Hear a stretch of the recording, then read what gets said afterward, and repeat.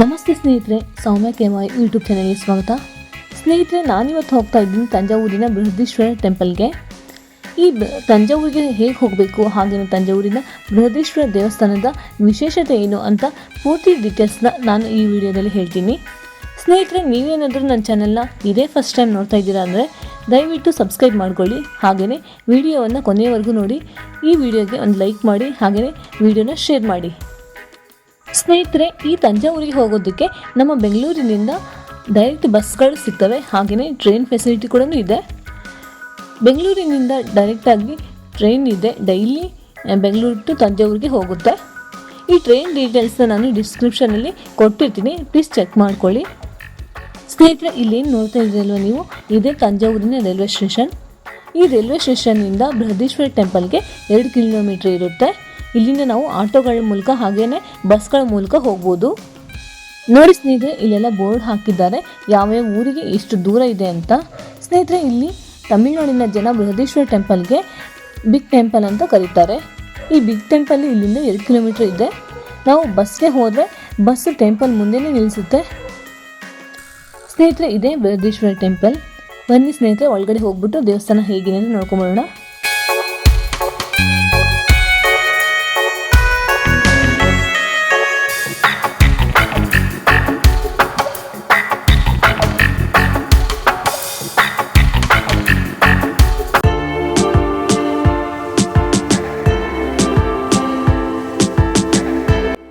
ಸ್ನೇಹಿತರೆ, ನಾವು ದೇವಸ್ಥಾನದ ಒಳಗಡೆ ಬಂದ ತಕ್ಷಣ ನಮಗೆ ಮೊದಲು ಕಾಣಿಸೋದೆ ಗಣೇಶನ ವಿಗ್ರಹ ಹಾಗೂ ಸುಬ್ರಹ್ಮಣ್ಯ ದೇವರ ವಿಗ್ರಹಗಳು. ಈ ಮೂರ್ತಿಗಳನ್ನ ನಾವು ನೋಡಿಕೊಂಡು ದೇವಸ್ಥಾನದ ಒಳಗಡೆ ನಾವು ಹೋಗ್ಬೋದು.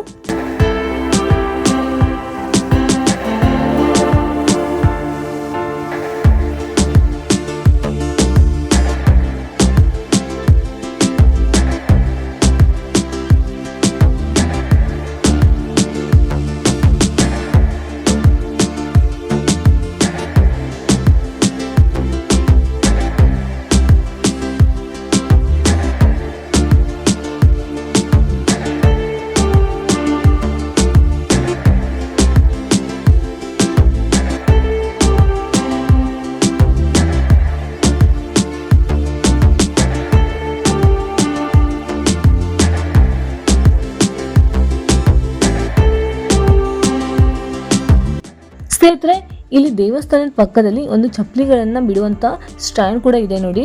ಇಲ್ಲಿ ನಮ್ಮ ಚಪ್ಪಲಿಗಳನ್ನ ಬಿಟ್ಟು ಹೋಗ್ಬೋದು. ಅವರು ಒಂದು ಬ್ಯಾಗಲ್ಲಿ ಹಾಕ್ಬಿಟ್ಟು ಇಟ್ಟಿರ್ತಾರೆ. ಹಾಗೆಯೇ ನಮ್ಮ ಬ್ಯಾಗ್ ಆಗಿರಲಿ, ಲಗೇಜ್ ಆಗಿರಲಿ, ಏನೇ ಇದ್ರೂ ನಾವು ಇಲ್ಲಿ ಇಟ್ಬಿಟ್ಟು ಹೋಗ್ಬೋದು.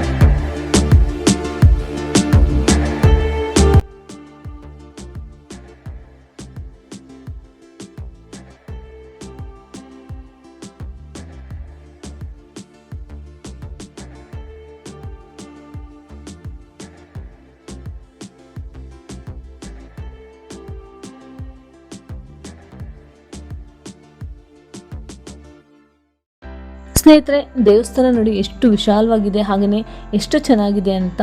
ಇಲ್ಲಿನ ವಾಸ್ತುಶಿಲ್ಪ ನೋಡಿ ಹೇಗಿದೆ. ಸ್ನೇಹಿತರೆ, ಇದೇ ನೋಡಿ ದೊಡ್ಡದಾದಂಥ ನಂದಿ ವಿಗ್ರಹ.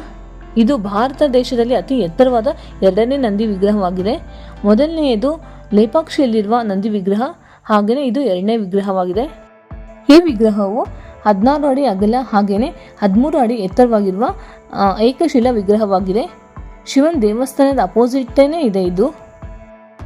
ಸ್ನೇಹಿತರೆ, ಈ ವಿಗ್ರಹ ಬಂದ್ಬಿಟ್ಟು ಸುಮಾರು 20 ಟನ್ ತೂಕವಿದೆ. ಹಾಗೆಯೇ ಆಗಿನ ಕಾಲದಲ್ಲಿ ಒಂದೇ ಕಲ್ಲಿನಲ್ಲಿ ಕೆತ್ತಿರುವಂತಹ ಈ ವಿಗ್ರಹವನ್ನು ದೇವಸ್ಥಾನದ ಶಿವನ ದೇವಸ್ಥಾನದ ಅಪೋಸಿಟೇ ನಿರ್ಮಿಸಲಾಗಿದೆ.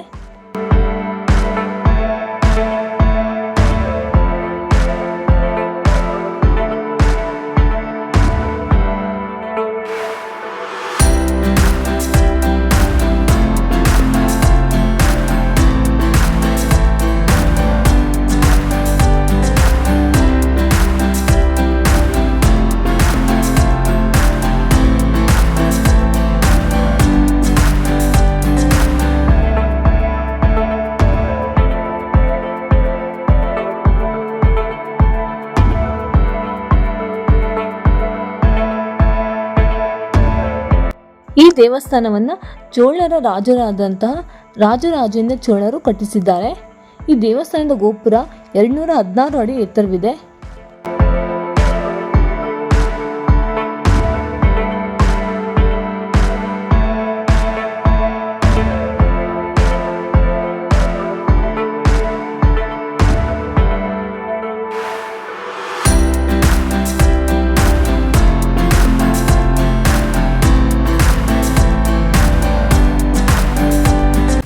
ಸ್ನೇಹಿತರೆ, ಇದು ಶಿವನ ದೇವಸ್ಥಾನ. ಬನ್ನಿ ಒಳಗಡೆ ಹೋಗ್ಬಿಟ್ಟು ನೋಡ್ಕೊಂಬರೋಣ ದೇವಸ್ಥಾನ ಹೇಗಿದೆ ಅಂತ.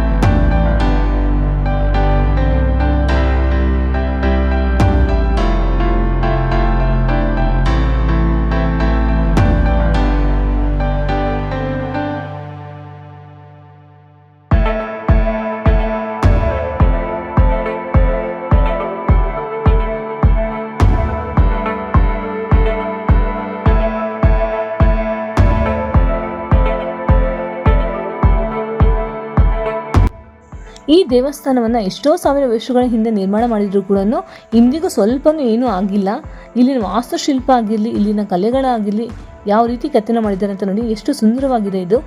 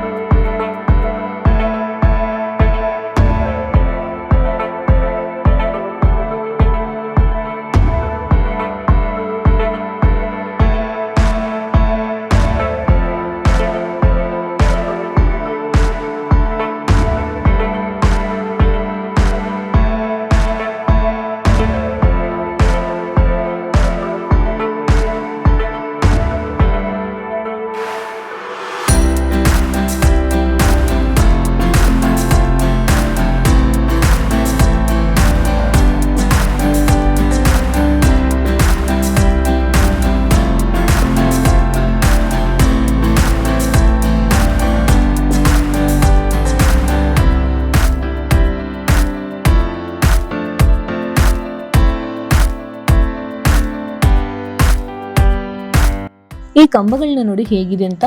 ಈ ಕಂಬಗಳ ವಿಶೇಷತೆ ಏನಂದರೆ, ಇಲ್ಲಿ ತಟ್ಟಿದ್ರೆ ನಾವು ಬೇರೆ ಬೇರೆ ಮ್ಯೂಸಿಕ್ ಸೌಂಡ್ಸ್ ಎಲ್ಲ ಬರುತ್ತಂತೆ. ಪ್ರತಿಯೊಂದು ಕಲ್ಲಿನ ಮೇಲೆ ತಟ್ಟಿದಾಗಲೂ ಬೇರೆ ಬೇರೆ ಥರದ ಸೌಂಡ್ ಬರುತ್ತೆ ಇಲ್ಲಿ.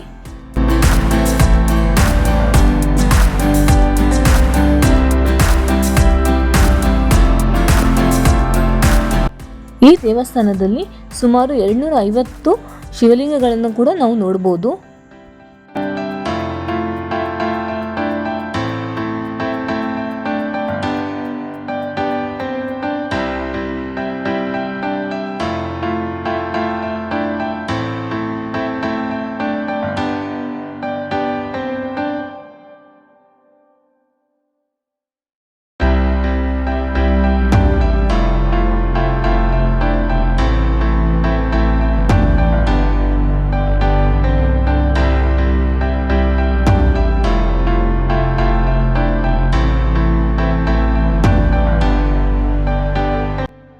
ಈ ದೇವಸ್ಥಾನ ಪಕ್ಕದಲ್ಲೇ ಅಮ್ಮನವರ ದೇವಸ್ಥಾನ ಕೂಡ ಇದೆ, ಅದನ್ನು ಸಹ ನಾವು ನೋಡಬಹುದು.